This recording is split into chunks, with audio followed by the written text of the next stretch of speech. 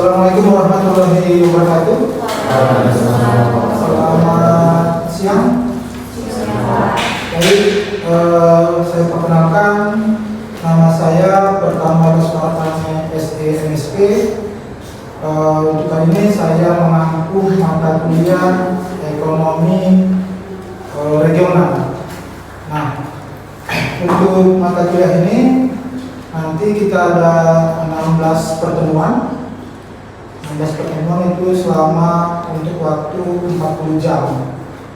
Jadi harapannya kalian bisa mengikuti perkuliahan ini sampai dengan 16 pertemuan. Di antaranya itu ada 1 kali ujian tengah semester, kemudian 1 kali ujian akhir semester. Artinya ada sekitar 14 pertemuan lah. Untuk materi pembelajarannya, yang pertama adalah tadi sudah saya sampaikan pendahuluan, kemudian penjelasan tentang LPS, peraturan kuliah, sistem ujian dan penilaian. Dan yang terakhir, Perniati 2002 Ekonomi Regional Widina Bakti Persada Bandung. Oke, baik. Setelah melaksanakan ujian tengah semester, kita kembali akan memasuki minggu ke-9. Ini minggu ke-9 ini materinya konsep perencanaan, kemudian perencanaan ekonomi, perencanaan pembangunan, dan perencanaan wilayah. Dalam materi ini diharapkan bahwa nanti kalian akan mampu memahami pentingnya perencanaan wilayah, pentingnya perencanaan ekonomi, kemudian perencanaan pembangunan, perencanaan wilayah, dan perencanaan wilayah. Sehingga nanti kalian juga diharapkan mampu menjelaskan semua konsep dan teori tentang perencanaan, konsep tentang pembangunan, dan konsep tentang perencanaan wilayah. Nanti kalian akan juga diharapkan membuat catatan-catatan tentang materi ini, kemudian dapat mempresentasikannya nanti apabila ada tugas tentang pelaksanaan pembuatan perencanaan tentang perencanaan wilayah untuk perencanaan pembangunan. Minggu ke-10 itu adalah materinya konsep perwilayahan, kemudian hierarki wilayah. Pada minggu ini mahasiswa diharapkan mampu memahami konsep perwilayahan, pusat, pertumbuhan, kemudian mampu juga menjelaskan tentang pentingnya konsep perwilayahan melalui pusat-pusat pertumbuhan. Sama juga, kalian juga diharapkan dapat mencatat dan membuat ringkasan tentang materi konsep dan hierarki perwilayahan. Selanjutnya minggu ke-11, mahasiswa mampu memahami dan menjelaskan pentingnya kemampuan akhir, pentingnya kemampuan akhir untuk melakukan kegiatan pembangunan dan daya tarik wilayah. Ini harapannya bahwa kalian juga melakukan pencatatan-pencatatan, kemudian melakukan ringkasan-ringkasan dari materi yang saya sebutkan tadi. Di minggu ke-12 materinya adalah masalah pedesaan dan perkotaan. Ini terkait dengan urbanisasi nanti, ya kan?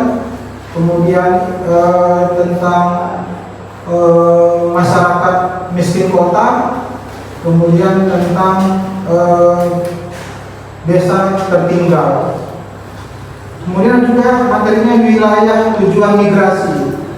Ini diharapkan mahasiswa mampu memahami pola urbanisasi dan migrasi, serta mampu menjelaskan pentingnya pola urbanisasi dan migrasi serta manfaat maupun dampaknya pada wilayah, pada ekonomi wilayah. Dan di minggu ke-13, ini materinya keruangan wilayah dan pemanfaatan sumber daya alam atau SDA. Diharapkan mahasiswa mampu memahami dan menjelaskan tentang keruangan dan lingkungan hidup. Nanti adanya ketepatan mahasiswa dalam memahami materi, kemudian ketepatan mahasiswa dalam menjawab soal-soal. Di minggu ke-14 itu kita akan mempelajari tentang analisis shift set, kemudian analisis LQ, dan analisis input dan output. Tentunya nanti di sini harapannya mahasiswa itu mampu memahami dan menjelaskan potensi relatif perekonomian wilayah, kemudian mahasiswa juga mampu menjelaskan serta menganalisis dan mengidentifikasi potensi relatif perekonomian wilayah. Nah, pada kegiatan ini mahasiswa dapat mencatat semua ringkasan tentang materi potensi relatif perekonomian wilayah, kemudian mahasiswa juga dapat mendiskusikannya dengan teman-temannya serta mengerjakan latihan dan contoh-contoh soal. Ini semua akan menjadi mata kuliah yang harus kita pelajari bersama dalam satu semester ini. Untuk bahan pertama itu adalah tentang ilmu ekonomi regional sebagai ilmu yang berdiri sendiri. Perlu diketahui bahwa ilmu ekonomi regional adalah cabang ilmu yang relatif baru sehingga banyak yang mempertanyakan apakah ilmu ekonomi regional dapat dipandang sebagai suatu cabang ilmu yang berdiri sendiri, seperti halnya cabang ilmu ekonomi moneter, ekonomi internasional, ekonomi pertanian, dan sebagainya. Tentang cabang ilmu ini dapat berdiri sendiri, maka cabang ilmu ini harus memiliki kekhususan atau kekhasan atau keunikan tersendiri dia. Nah, apa itu keunikannya? Yaitu sesuatu yang tidak dibahas dalam cabang-cabang ilmu ekonomi lainnya. Kalau ilmu ekonomi pada umumnya hanya berbicara tentang rugi laba, ya kan? Kemudian tentang manajemen ekonomi, tentang pemasaran. Maka dalam kegiatan ilmu ekonomi regional ini hanya khusus membahas tentang ekonomi kewilayahan regional. Regional itu artinya wilayah, region. Region itu dia dalam suatu wilayah tertentu. Jadi dia tidak membahas secara global atau secara umum. Samuelson tahun 1955 mengemukakan bahwa persoalan pokok ilmu ekonomi mencakup 3 hal. Nah, ilmu ekonomi pada umumnya hanya mencakup 3 hal. Apa itu? Yang pertama, what commodities shall be produced and in what quantities. Apa barangnya? Itu dia. Apa barangnya? Kemudian seperti apa kualitasnya? Itu ekonomi umum. Kalau anak-anak ekonomi manajemen, maka dia hanya bicara apa barangnya, ya kan? Kemudian seperti apa kualitasnya? Siapa penggunanya? Hanya sampai sebatas itu. Kemudian mereka juga hanya bicara sampai dengan how sell goods, bagaimana cara memproduksinya. Hanya sampai di situ mereka, ya kan? Dan yang terakhir, untuk ilmu ekonomi secara umum dia hanya bicara for whom are goods to be untuk siapa barang-barang itu diproduksi. Itu tadi kan. Berarti ilmu ekonomi secara umum hanya membahas tentang apa komoditasnya, kemudian bagaimana memproduksinya, kemudian yang terakhir siapa yang menggunakannya atau manfaatnya untuk apa. Hanya sampai 3 itu. Di ilmu ekonomi regional maka ada tambahan yang membuat ilmu ekonomi ini menjadi lebih spesifik. Apa itu? When do all those activities become out? Kapan berbagai kegiatan tersebut dilaksanakan? Itu tidak dibahas di dalam kegiatan ekonomi, itu tidak dibahas. Yang dibahas di ilmu ekonomi regional. Makanya anak-anak ekonomi pembangunan kita ini, ya kan, dia bicaranya adalah tidak hanya persoalan apa jenis barangnya, seperti apa kuantitasnya, bagaimana terus, tidak. Dia bicara kapan waktu yang tepat barang itu diproduksi, ya kan? Harus ada analisa tentang waktu dan lokasi di mana barang itu akan diproduksi. Logikanya gini, kalau misalnya ada produksi pakaian muslim, ya kan? Tepat tidak itu? Kalau dipasarkan di daerah, kalau kita misalnya di daerah Tarutung, ya kan? Diproduksi secara besar-besaran pakaian busana muslimah di daerah non muslim, kalau itu di Tarutung. Nah, disitulah peran daripada anak-anak ekonomi pembangunan melalui mata kuliah ilmu ekonomi regional. Lihat dulu wilayahnya, pelajari dulu kondisi masyarakat yang ada di daerah itu.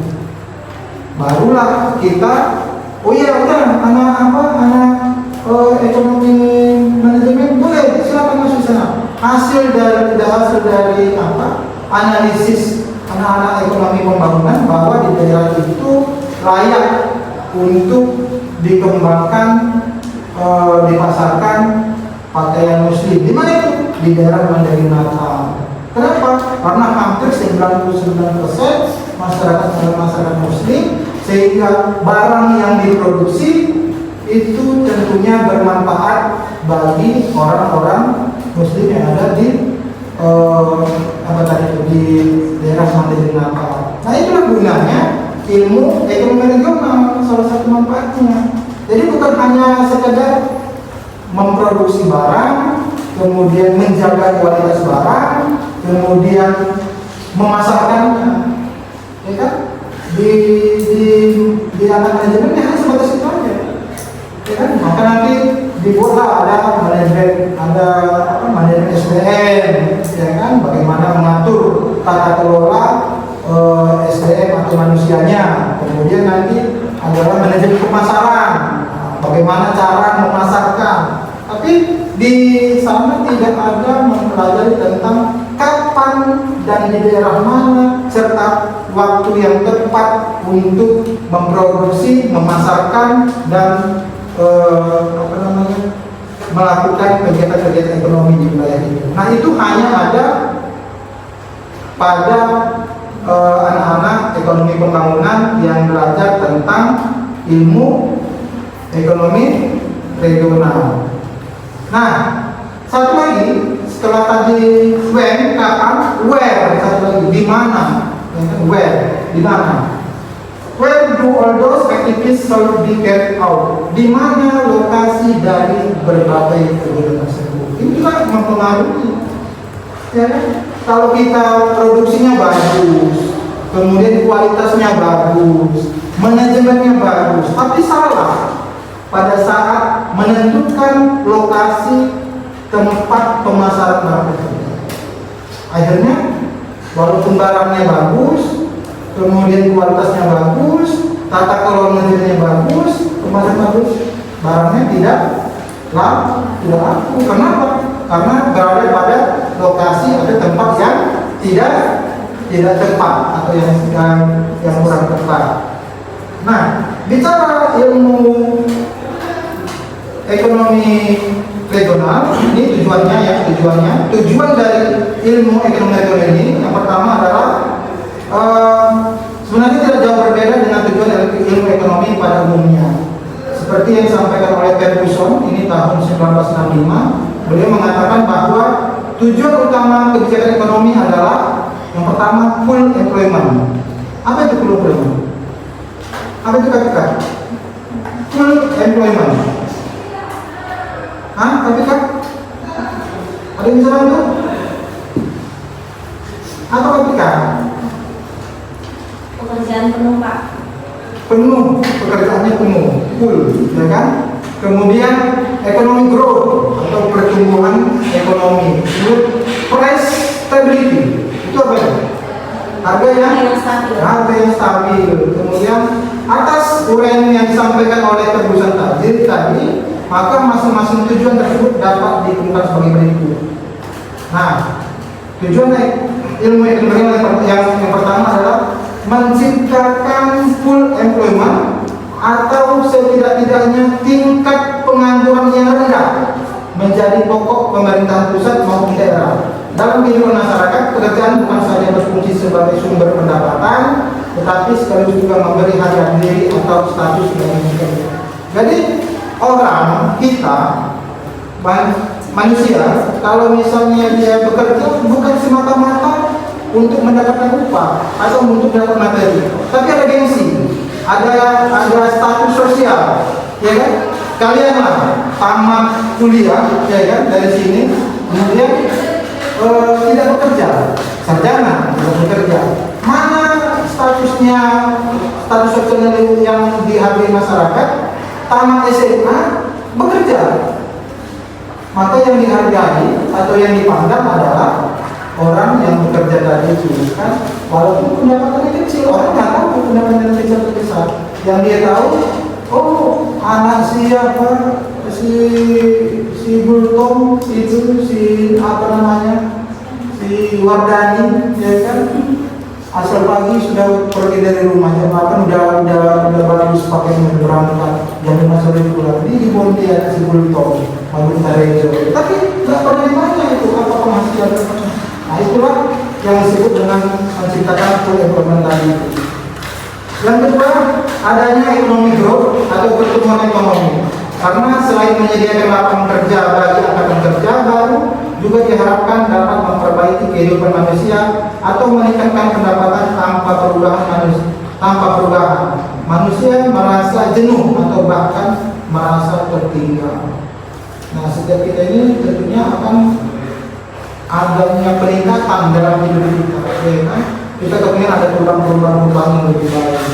Dan yang ketiga, terciptanya price stability atau stabilitas harga untuk menciptakan rasa aman atau tentram dalam perasaan masyarakat. Harga yang tidak stabil membuat masyarakat merasa was-was.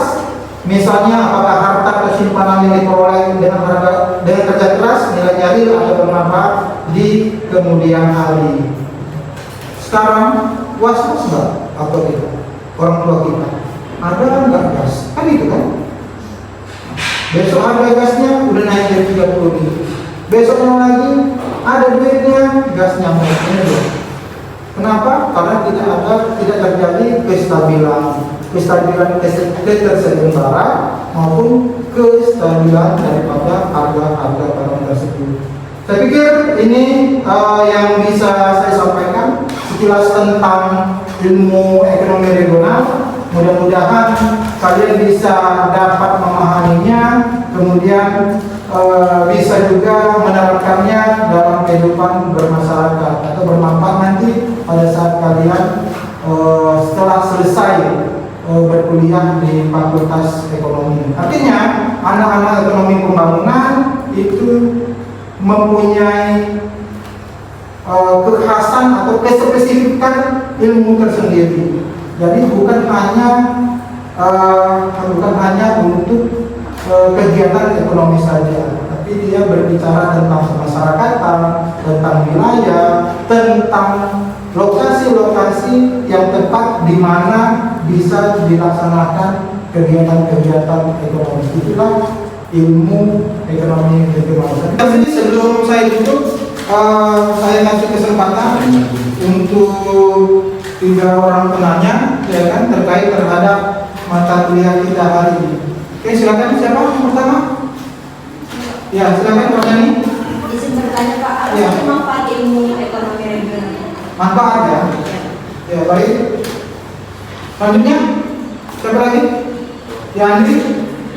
Ya, saya itu apa sih peran pemerintah daerah dalam mendorong pertumbuhan ekonomi regional? Oke, berarti dari sisi peran pemerintahnya. Oke, ada lagi satu lagi? Oke, siap. Mesyarok ya. Apa tujuan pokok tambahan dari ilmu ekonomi regional? Ya, baik.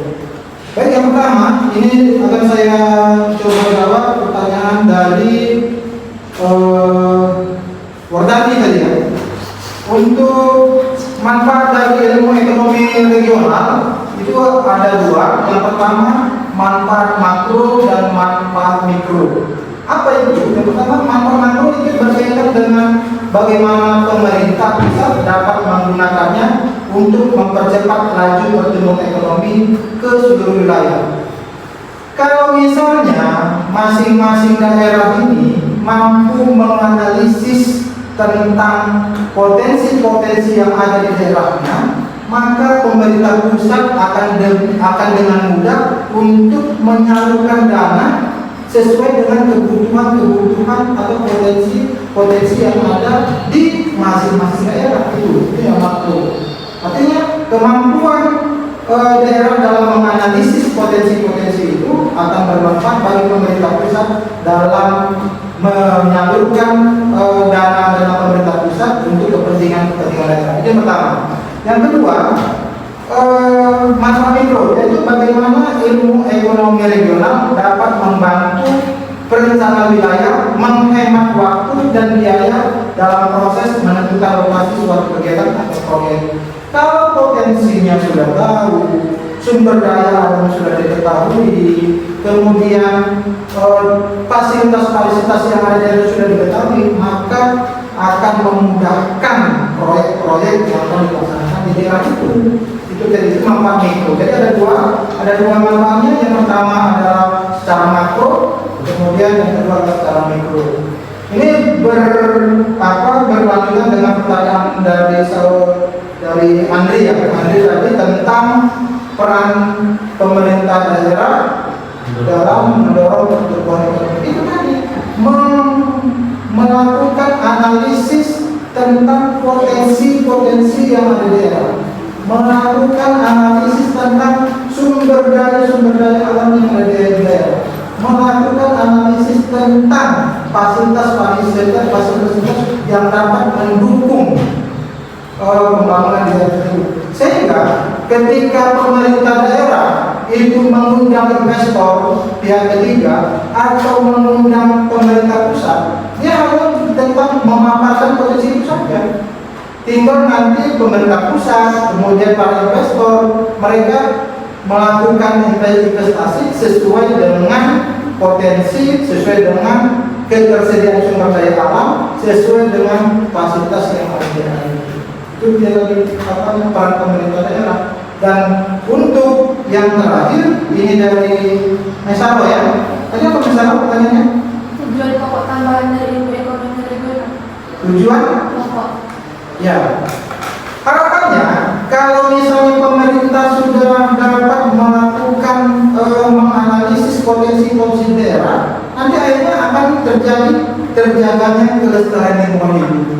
Tidak sembarangan melakukan pendapatan hutan, kemudian tidak sembarangan melakukan galian C atau tambang, karena sudah definisi ini nggak bisa Pak diapain organnya, karena itu adalah resapan air.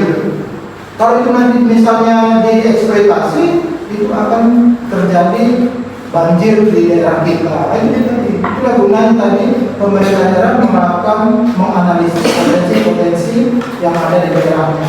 Yang kedua, adalah pemerataan pembangunan dalam wilayah. Masing-masing nanti bisa terjadi pemerataan pembangunan wilayah.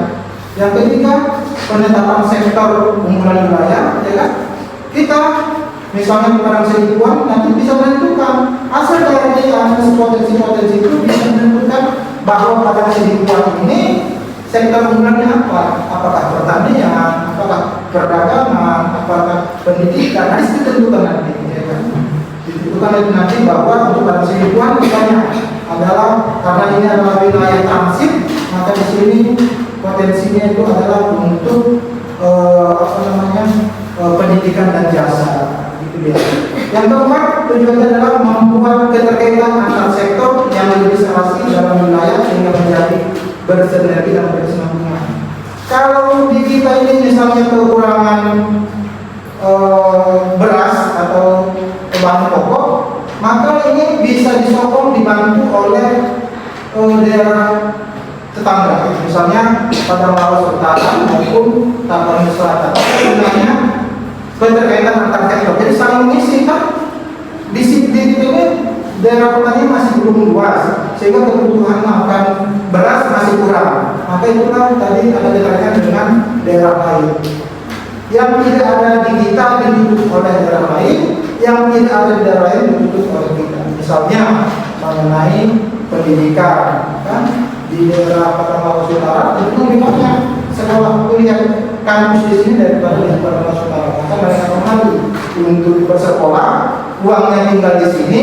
Kemudian ketika kita butuh kebutuhan pokok, maka berasnya diambil dari Padang Utara. Terjadi keterkaitan atau perputaran potensi-potensi di masing-masing daerah. Kemudian yang terakhir adalah untuk ini tadi pemenuhan kebutuhan pangan wilayah. Jadi setiap daerah setelah melakukan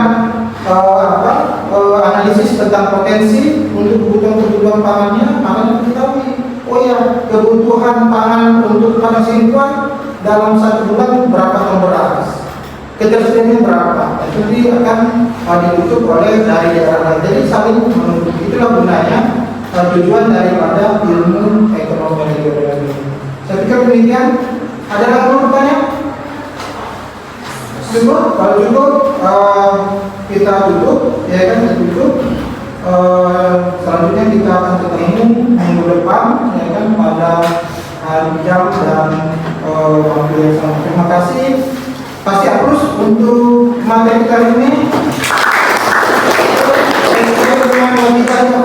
Wassalamualaikum warahmatullahi wabarakatuh. Sampai ketemu minggu depan.